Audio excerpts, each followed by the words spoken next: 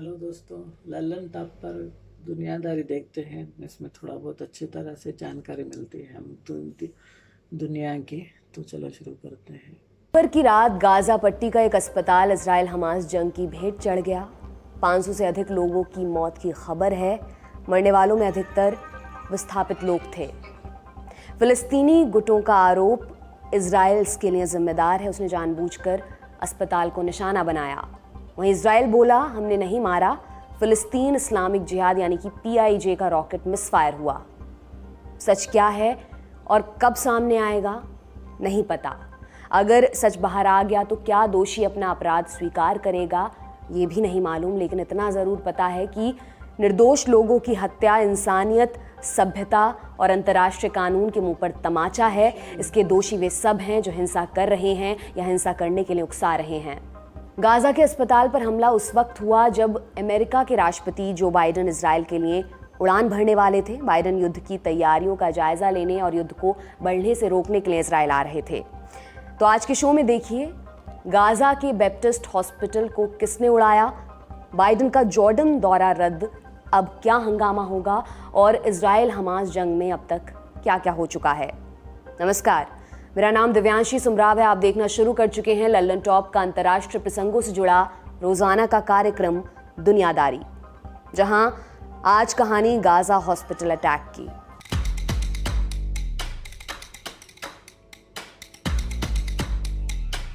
सत्रह अक्टूबर की शाम तक मिडिल ईस्ट में एक अलग किस्म की हलचल थी। जो बाइडेन का इजराइल और जॉर्डन का दौरा तय हो चुका था, वो इजरायली प्रधानमंत्री बेंजामिन नेतन्याहू के बाद अरब नेताओं से मुलाकात करने वाले थे। एक कतरा उम्मीद थी कि युद्ध के फैलने का खतरा टलेगा, लेकिन जैसे ही शाम बीती बची खुची उम्मीद भी बुझ गई। भारतीय समय के अनुसार रात के लगभग 11 बजे टीवी स्क्रीन पर एक खबर फ्लैश हुई, air strike at Gaza hospital kills 500। Gaza के अस्पताल पर हवाई हमला, 500 की मौत। इस खबर ने पूरा माहौल पलट दिया। जिस अस्पताल पर हमला हुआ वो राजधानी गाजा सिटी में है। नाम है अल अहली अरब हॉस्पिटल, शाब्दिक अर्थ अरब लोगों का अस्पताल। स्थापना हुई थी 1882 में। इसको ईसाइयों की संस्था एंग्लिकन कम्युनियन चलाती है। ये चर्च ऑफ इंग्लैंड के साथ मिलकर काम करती है। हालिया हमले के बाद इसका भविष्य अनिश्चित है। बची खुची इमारत किसी भी वक्त ढह सकती है। इससे पहले इजराइल उत्तरी गाजा को खाली करने के लिए कह चुका है। उसका कहना है कि हमास वहीं से ऑपरेट करता है। फिलिस्तीन के समर्थक ये आरोप लगाते हैं कि इजराइल बस बहाना तलाश रहा है। वो उत्तरी गाजा पर कब्जा करना चाहता है। अगर लोगों ने घर छोड़ दिया तो उन्हें कभी लौटने नहीं दिया जाएगा। हालांकि 11 में से लगभग 10 लाख लोग दक्षिण की तरफ जा चुके हैं, लेकिन उनके पास आगे भी कोई विकल्प नहीं है। दक्षिणी गाजा के शहर कचरे के ढेर में बदल गए हैं।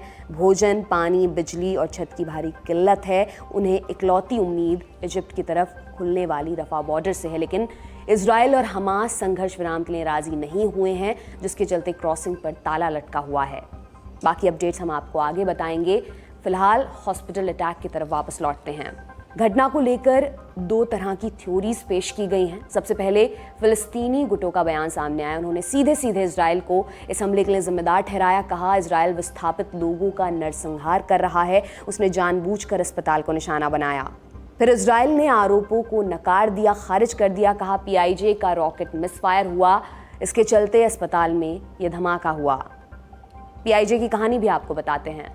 PIJ 1981 में बना था गाजा पट्टी में। मुस्लिम ब्रदरहुड की तर्ज पर इसका मकसद भी हमास जैसा ही है, इजराइल को मिटाकर फिलिस्तीन देश की स्थापना। इसको ईरान का समर्थन हासिल है। PIJ को European union, UK, Japan, Canada, Australia, New Zealand और इजराइल ने आतंकी संगठन घोषित किया है। अभी चल रही जंग में PIJ हमास का साथ दे रहा है। PIJ के बारे में हम दुनियादारी में पहले भी विस्तार से बता चुके हैं। एपिसोड का लिंक आपको डिस्क्रिप्शन बॉक्स में मिल जाएगा। अब शो पर वापस आते हैं। 17 अक्टूबर की रात तक इजराइल डिफेंसिव मोड में रहा। उसने अपना बचाव किया। फिर 18 अक्टूबर की सुबह IDF ने प्रेस कॉन्फ्रेंस की, सबूत लेकर आए। बोले, हमने पूरे मामले की पड़ताल की है, हम कंफर्म कर सकते हैं कि इस घटना के लिए PIJ दोषी है। IDF का वर्जन क्या कहता है?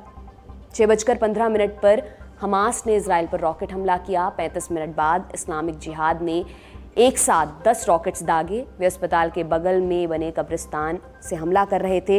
इसके 4 मिनट बाद रिपोर्ट सामने आई कि अस्पताल में धमाका हुआ है।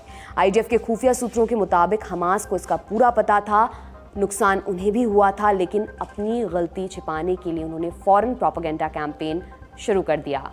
आईडीएफ ने अपने दावे की पुष्टि करने के लिए एक ऑडियो क्लिप भी रिलीज की।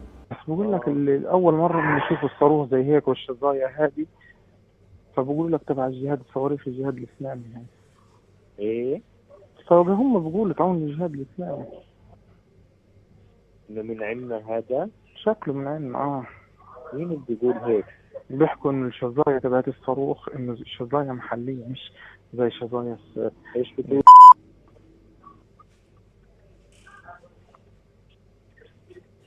سبحان الله من عندنا ما لقاش غيرين بجرسلي. عاد هذول اللي تلاقيهم من المقبرة اللي ورا دي بفلت محط فيهم. ايش اصدر بتلاقيهم طالعين من المقبرة اللي ورا المستشفى المعمداني دي اللي هو فسه ونزل عندهم. هو في مقبرة وراه؟ المعمداني ولك عند الساحة بالضبط. هي وين لما تدخل على الساحة؟ أول ما تدخل على الساحة تدخلش على البلد عيدك اليمين في مستشفى المعمداني। इजराइल के दावे पर गौर करें तो इस घटना का सबसे अधिक फायदा हमास को मिला है। 3 पॉइंट्स में हम इसको समझाते हैं। नंबर 1, इजराइल की लानत मलानत। जिस तर्क की ये घटना हुई है उसे किसी भी तर्क से जायज़ नहीं ठहराया जा सकता। सीधे सीधे इजराइल पर आरोप लग रहे हैं। इस घटना को डायरेक्टली इजराइल की जवाबी कार्रवाई से जोड़ा जा रहा है। बेगुनाही साबित करने की जिम्मेदारी उनके ऊपर है। किसी भी देश के लिए इजराइल का पक्ष लेना मुश्किल हुआ है। नंबर 2, ज़मीनी हमले से बचाव। इजराइल ने 8 अक्टूबर से 3 लाख सैनिकों को गाज़ा बॉर्डर पर बुला रखा है। वे गाज़ा पट्टी के अंदर घुसने के लिए तैयार हैं, लेकिन गो हेड उन्हें नहीं मिल रहा है। चर्चा थी कि बाइडेन आएंगे, ब्लूप्रिंट को देखेंगे, सारे नफ़ा नुकसान गिने जाएंगे, उसके बाद ही ज़मीनी हमला शुरू होगा। हॉस्पिटल अटैक के बाद बाइडेन के सामने दोहरी मुसीबत आ गई है। उन्हें इजराइल को सपोर्ट भी करना है और बाकी दुनिया में अपनी साख को भी बचाना है। और नंबर 3, अरब देशों का सपोर्ट। अभी तक हमास को सिर्फ ईरान का समर्थन मिला है। मुस्लिम बहुल देशों ने या तो हमास के आतंकी हमले की आलोचना की थी या फ़िलिस्तीन के बहाने से इजराइल पर निशाना साध रहे थे। हॉस्पिटल अटैक के बाद वो खुलकर इजराइल का विरोध कर रहे हैं। लेबनान के चरमपंथी संगठन हिजबुल्लाह ने खुली धमकी दी है। जॉर्डन ने बाइडेन का प्रस्तावित दौरा रद्द कर दिया है। मिडिल ईस्ट के कई देशों में प्रोटेस्ट भी हुए हैं। हमास को इसी सपोर्ट का इंतजार था। अब दूसरा पक्ष भी जानते हैं। दूसरी थ्योरी में इजराइल पर दोष लगाया जा रहा है। कुछ लोग इजरायली पीएम के ऑफिशियल एक्स अकाउंट की पोस्ट शेयर कर रहे हैं। 16 अक्टूबर की इस पोस्ट में लिखा था, ये संघर्ष तर्कशील और अतार्किक लोगों के बीच का है। ये मानवता और जंगल के कानून के बीच की लड़ाई है। बाद में ये पोस्ट डिलीट कर दी गई। इसके अलावा कई और सरकारी अकाउंट्स के एडिटेड पोस्ट शेयर हो रहे हैं। इनमें दावा किया जा रहा है कि गलती पकड़े जाने पर उन्होंने अपना वर्जन बदल लिया। इन दावों की स्वतंत्र तौर पर पुष्टि नहीं हो पाई है। एक बड़ी मशहूर पंक्ति है, truth is the first casualty of war, यानी युद्ध में सबसे पहली मौत सत्य की होती है। जो दिख रहा है या दिखाया जा रहा है उसकी कई परतें हैं। इनके सच और उनके सच के बीच में असली सच होता है, जिसे समझने के लिए बुनियादी शर्त है संयम और तर्क। असली सच ये है कि आम लोगों की हत्या हुई है। कितनी भी आपात स्थिति हो, बेगुनाह नागरिकों की हत्या को जायज़ नहीं ठहराया जा सकता किसी भी तर्क से, चाहे वो पक्ष फ़िलिस्तीन का हो, चाहे वो पक्ष हो इजराइल का। गाज़ा सिटी के अस्पताल पर अटैक युद्ध अपराध है। इस मामले में इंटरनेशनल लॉ क्या कहता है ये भी जानते हैं। युद्धकाल में सिविलियंस और मेडिक्स के लिए क्या नियम बने हुए हैं। देखिए, इंटरनेशनल लॉ लड़ाई की स्थिति में, किसी भी आर्म्ड कॉन्फ्लिक्ट की स्थिति में 2 महत्वपूर्ण तरह के इंटरनेशनल लॉ है। एक कहलाता है इंटरनेशनल ह्यूमैनिटेरियन लॉ और दूसरा है इंटरनेशनल क्रिमिनल लॉ। दोनों जो कानून है, जो इंटरनेशनल लॉ है, वो इफेक्टिवली हमारे केस में जो रेलिवेंट है वो ये बात करते हैं कि लड़ाई की स्थिति में सिविलियंस को किस तरह से ट्रीट किया जा रहा है और किसी भी देश की आर्मी जब लड़ाई कंडक्ट करती है, जब लड़ाई पे जाती है, तो क्या क्या चीजें उनको करना अलाउड है और क्या क्या चीजें करना अलाउड नहीं है। किसी भी हालत में, किसी भी कंडीशन में सिविलियन इंफ्रास्ट्रक्चर को, और सिविलियन इंफ्रास्ट्रक्चर में सिर्फ अस्पताल नहीं आते, सिविलियन हाउसिंग स्ट्रक्चर भी आते हैं, रिहायशी एरिया भी आते हैं। किसी भी परिस्थिति में रिहायशी एरिया या कोई भी सिविलियन इंफ्रास्ट्रक्चर इंक्लूडिंग हॉस्पिटल उनको टारगेट करने को इंटरनेशनल लॉ के खिलाफ माना जाता है। हॉस्पिटल्स को अटैक करना, सिविलियंस को टारगेट करना या पैरामेडिक्स को टारगेट करना वॉर क्राइम में आता है। वो ह्यूमैनिटेरियन लॉ से आगे बढ़कर एक क्रिमिनल लॉ में आ जाता है। अगर किसी भी देश के लड़ाकू, चाहे वो आर्मी हो, चाहे वो पैरामिलिट्री हो, चाहे पुलिस हो, आर्म्ड कन्फ्लिक्ट की कंडीशन में अगर अटैक करते हैं किसी भी सिविलियन हॉस्पिटल में, तो वो इंटरनेशनल क्राइम और इंटरनेशनल लॉ के अंदर वॉर क्राइम माना जाएगा। बाइडेन के दौरे से पहले चर्चा थी कि उनकी हां के बाद ही इजराइल ग्राउंड इन्वेजन करेगा। सैन्य मदद पर भी बात होने वाली थी, लेकिन हॉस्पिटल अटैक ने पूरी दिशा को बदल दिया है। बाइडेन के सामने क्या मुश्किल पैदा हुई है? क्या वो इजराइल की बमबारी को जस्टिफाई कर पाएंगे? अभी तक मैंने जो स्टेटमेंट्स देखे हैं प्राइम मिनिस्टर जो बाइडेन के, उसमें लग रहा है दो बातें। एक कि वो ठान के आए थे कि उन्हें इजराइल को पूरा सपोर्ट देना है और वो दे रहे हैं। वो इजराइल को सपोर्ट देने के साथ साथ कॉन्स्टेंटली हमास की बर्बरता को हाईलाइट करते हुए आ रहे हैं और इस तरह के स्टेटमेंट भी दे रहे हैं कि हमास की एक्टिविटीज को देखकर तो इस्लामिक स्टेट नाम का जो टेररिस्ट ग्रुप था आईसिस को भी एक हद तक जस्टिफाई किया जा सकता है। वो इस तरह के स्टेटमेंट दे रहे हैं जो अपने आप में प्रॉब्लमेटिक है, लेकिन वो इस तरह के स्टेटमेंट दे रहे हैं। उनका इस तरह के स्टेटमेंट्स देने का जो ऑब्जेक्टिव है वो ये कि पूरी दुनिया के नजरों में वो ये क्लियर कर दें कि हमास एक टेररिस्ट ऑर्गेनाइजेशन है और इजराइल गाजा में मिलिट्री अटैक के थ्रू, चाहे वो एयर स्ट्राइक हो या आने वाला जो ग्राउंड इन्वेजन होगा, उसके थ्रू जो भी इजराइल कर रहा है वो जस्टिफाइड है, क्योंकि इजराइल को हक है अपने आप को डिफेंड करने का। ये एक बात है जो अमेरिका के अलग अलग राजनयिक हो या लीडर्स हो, चाहे वो डेमोक्रेट्स हो रिपब्लिकन्स हो, हर कोई ये कह रहा है। जो बाइडेन ने एक बात और कही है जो इससे पहले के उनके स्टेटमेंट्स में लापता थी, और वो ये कि वो फिलिस्तीनियों के पर्सपेक्टिव को थोड़ा सा शो करने की कोशिश कर रहे हैं। उन्होंने ये कहा कि हमास सारे फिलिस्तीनियों का नेतृत्व नहीं करता है। इसका मतलब वो ये बात क्लियर कर देना चाहते हैं, अपनी तरफ से बताना चाह रहे हैं कि जब अमेरिका इजराइल के सैन्य एक्टिविटी को सपोर्ट करता है, अटैक को सपोर्ट करता है, तो ये अटैक फिलिस्तीनियों पे अटैक नहीं है, ये सिर्फ हमास पर अटैक है। वो ये जाहिर कर देना चाहते हैं कि वो फिलिस्तीनियों के खिलाफ नहीं है, वो हमास के खिलाफ है। तो इस जो अस्पताल पे जो बमबारी हुई है उसकी वजह से जो बाइडेन का जो पूरा दौरा है वो उसके लिए चुनौतियां और बढ़ जाती हैं। ये भी प्लान था पहले कि वो इजराइल के साथ साथ जॉर्डन भी जाएंगे, लेकिन अब उनका जॉर्डन जाने का प्लान कैंसिल हो गया है। जॉर्डन जाके पर्सनली जो मुलाकात करनी थी उनको किंग हुसैन के साथ, उन्होंने पर्सनली न जाके एयरफोर्स वन से ही एक टेलीफोनिक कन्वर्सेशन कर लिया है। तो वो इस बात को भी हाईलाइट कर रहे हैं कि देखिए कैसे हम अरब नेताओं के साथ भी टच में हैं, लेकिन उनको अभी ये अपनी कैलकुलेशंस की वजह से, पॉलिटिकल कंपल्शन की वजह से ज्यादा जरूरी लगा कि वो जमीनी तौर पे उतर कर इन पर्सन जो सपोर्ट दिखाएं वो इस वक्त पे सिर्फ इजराइल को दिखाएं, अरब कंट्रीज को ना दिखाएं। तो उन्होंने ये चॉइस करी कि वो सिर्फ इजराइल जा रहे हैं, वो जॉर्डन नहीं जा रहे हैं। हॉस्पिटल अटैक के बाद पूरा मिडिल ईस्ट उबल रहा है। कई जगहों पर प्रोटेस्ट हुए हैं, हिजबुल्लाह ने धमकी दी है, अरब देशों पर दबाव बढ़ रहा है, ईरान पहले से ही भड़का हुआ है। इस घटना का क्या असर हो सकता है? क्या युद्ध थमेगा या अरब देश इसमें शामिल होंगे? देखिए, अभी तक मुझे नहीं लगता कि इजराइल का ग्राउंड ऑफेंसिव थमेगा। वो ग्राउंड ऑफेंसिव करेंगे। ग्राउंड ऑफेंसिव में उनको जो चीज रोक रही है अभी तक, वो अरब देशों का गुस्सा नहीं है। अरब देशों के गुस्से से इजराइल ने कभी भी अपना कोई डिसीजन नहीं थामा है। उनको जिस वजह से वो लोग अभी रुके हुए हैं वो है कोलैटरल डैमेज की आशंका। इजराइल नहीं चाहता, और जो मैं कहना चाहता हूं उसके पीछे ऐसा नहीं है कि इजराइल की सिर्फ अपनी ये कैलकुलेशन है। इजराइल के जो सपोर्टर्स हैं, चाहे वो यूरोपियन कंट्रीज हो चाहे अमेरिका हो, इन सब की तरफ से भी इजराइल के ऊपर दबाव है और बहुत सॉलिड दबाव है कि अपने मिलिट्री एक्शन के थ्रू कोलैटरल डैमेज आपको मिनिमम करना है।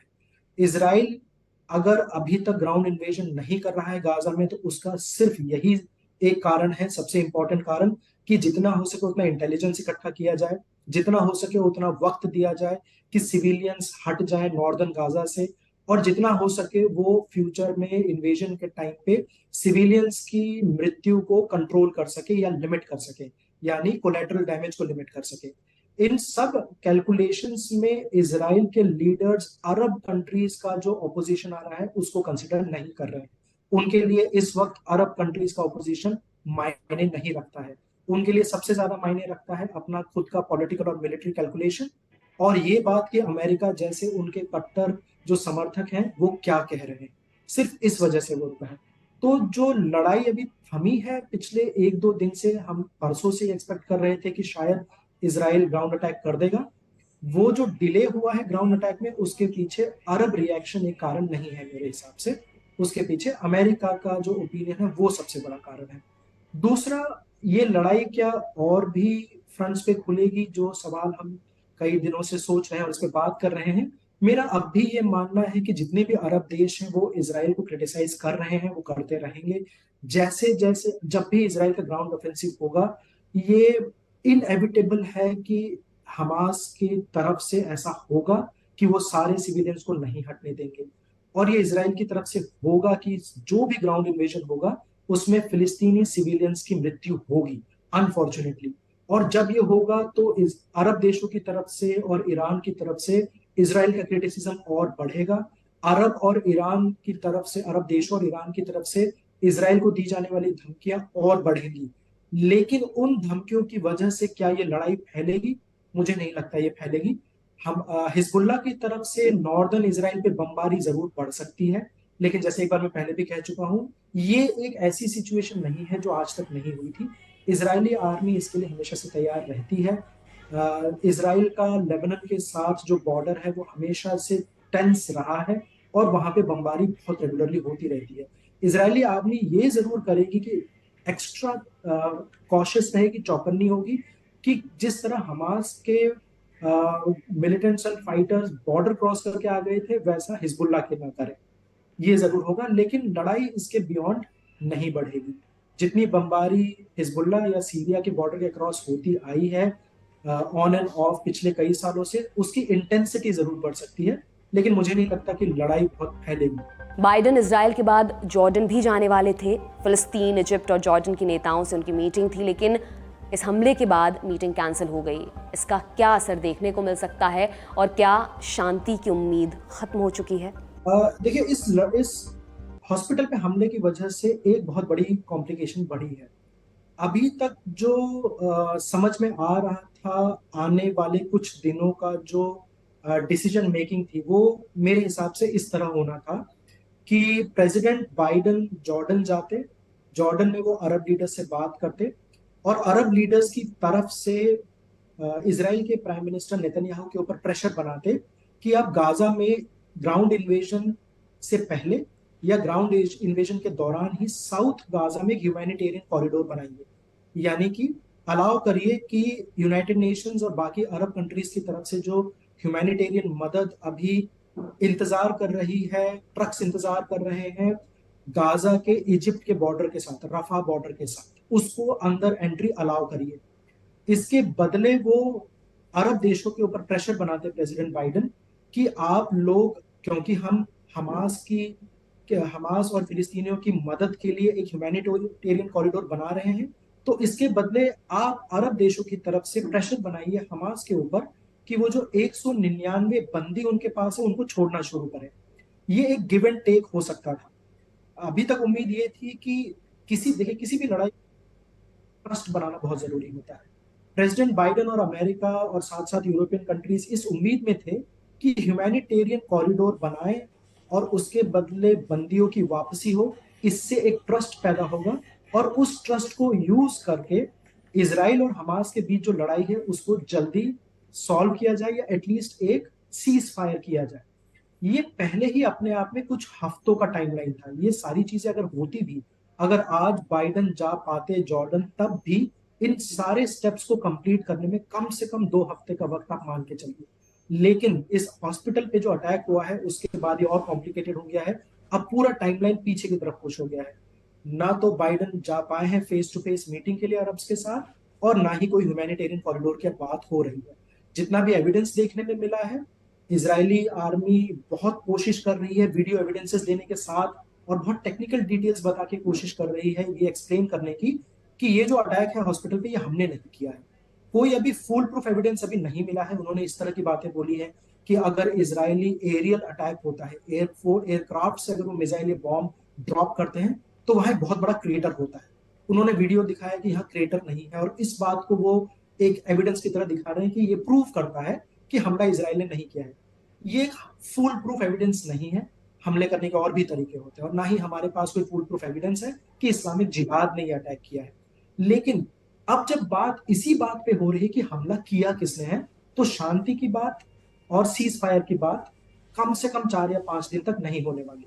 इसका मतलब ये हुआ, टू आंसर योर क्वेश्चन, कि शांति बहाल करने की जो उम्मीद थी वो कम से कम 5 दिन, एक हफ्ता पीछे होगी, जिसका इनडायरेक्ट मतलब होता है कि सिविलियंस की मृत्यु की तादाद बढ़ती जाएगी, जो बहुत अनफॉर्चुनेट है। अब ये भी जान लेते हैं कि बाइडेन ने इजराइल में क्या किया। 18 अक्टूबर की सुबह तेल अवीव के बेन गुरियन एयरपोर्ट पर वो उतरे। बेन गुरियन इजराइल के संस्थापक माने जाते हैं, पहले प्रधानमंत्री भी थे। एयरपोर्ट पर उनको लेने के लिए इजरायली पीएम और राष्ट्रपति दोनों मौजूद थे। ऐसा कम ही होता है। शुरुआती बातचीत के बाद प्रेस कॉन्फ्रेंस की, क्या बोले सुनिए। I wanted to be here today for a simple reason. I want the people of Israel, the people of the world, to know where the United States stands. I was deeply saddened and outraged by the explosion at the hospital in Gaza yesterday. And based on what I've seen, it appears as though it was done by the other team, not you. Biden ने साफ कर दिया है कि वो Israel के साथ खड़े हैं, किसी भी कीमत पर पीछे नहीं हटेंगे। इसकी एक कड़ी अमेरिका की घरेलू पॉलिटिक्स से भी जुड़ती है। अगले बरस अमेरिका में राष्ट्रपति चुनाव होने वाला है। आलोचना होती है कि उनकी फॉरेन पॉलिसी में खोट है। आरोप लगते हैं कि उन्होंने सुपर पावर वाली छवि को खतरे में डाला है। जानकार कहते हैं कि बाइडेन दो-धारी तलवार पर चल रहे हैं। उन्हें इजराइल को सपोर्ट देकर घरेलू राजनीति को साधना है, दूसरी तरफ उन्हें युद्ध को फैलने से भी रोकना है। इजराइल हमास जंग में बाइडेन के पास खुद को साबित करने का मौका है। कर पाएंगे या नहीं, ये देखने वाली बात होगी। अब जंग की अपडेट्स आपको बताते हैं। इजराइल हमास जंग 13वें दिन भी जारी है। कितना नुकसान हो चुका है? इजराइल में 1400 से अधिक मौतों की पुष्टि हो चुकी है। लगभग 5000 लोगों का इलाज चल रहा है। गाजा पट्टी में 3300 से अधिक लोग मारे गए हैं। लगभग 11000 लोग अस्पतालों में भर्ती हैं। हमास को हुए नुकसान का स्पष्ट आंकड़ा अभी सामने नहीं आया है। गाजा हॉस्पिटल अटैक के बाद कई देशों में प्रोटेस्ट हो रहे हैं। इराक, ईरान, जॉर्डन, लेबनान और तुर्की में प्रोटेस्ट की खबरें हैं। फिलिस्तीन के दूसरे हिस्से वेस्ट बैंक में भी हिंसक प्रदर्शन की खबर है। यूएई, बहरीन और मोरक्को ने कड़ी निंदा की है। इन देशों ने पिछले कुछ समय में इजराइल के साथ डिप्लोमेटिक संबंध स्थापित किए हैं। इजिप्ट के राष्ट्रपति अब्देल फतेह अल सीसी ने कहा, यह अंतर्राष्ट्रीय कानून का उल्लंघन है। अल सीसी आज ही बाइडेन से मिलने वाले थे जॉर्डन में, लेकिन हॉस्पिटल अटैक के बाद समिट रद्द हो चुकी है। बाइडेन इजराइल से ही वापस लौट जाएंगे। जिस समय वीडियो शूट हो रहा है उस समय बाइडेन और नेतन्याहू की मीटिंग चल रही है। बाद में बाइडेन इजराइल की वॉर कैबिनेट के मंत्रियों से भी मुलाकात करने वाले हैं। इस बीच ईरान ने ऑर्गेनाइजेशन ऑफ इस्लामिक कॉपरेशन यानी कि OIC से इजराइल पर फुल एम्बार्गो लगाने की मांग की है। OIC में 57 मुस्लिम बहुल देश शामिल हैं। कुछ देशों के इजराइल के साथ व्यापारिक और राजनयिक संबंध हैं। ईरान ने उनसे संबंध तोड़ने के लिए कहा है। चीन ने हॉस्पिटल अटैक की निंदा की है, तत्काल संघर्ष विराम की अपील की है। भारत के प्रधानमंत्री नरेंद्र मोदी ने एक्स पर लिखा, अल अहली अस्पताल में हुई घटना से दुखी हूँ। आम लोगों की हत्या गंभीर चिंता का विषय है। इसमें शामिल लोगों को सजा होनी चाहिए। आज की दुनियादारी में इतना ही। उम्मीद करते हैं कल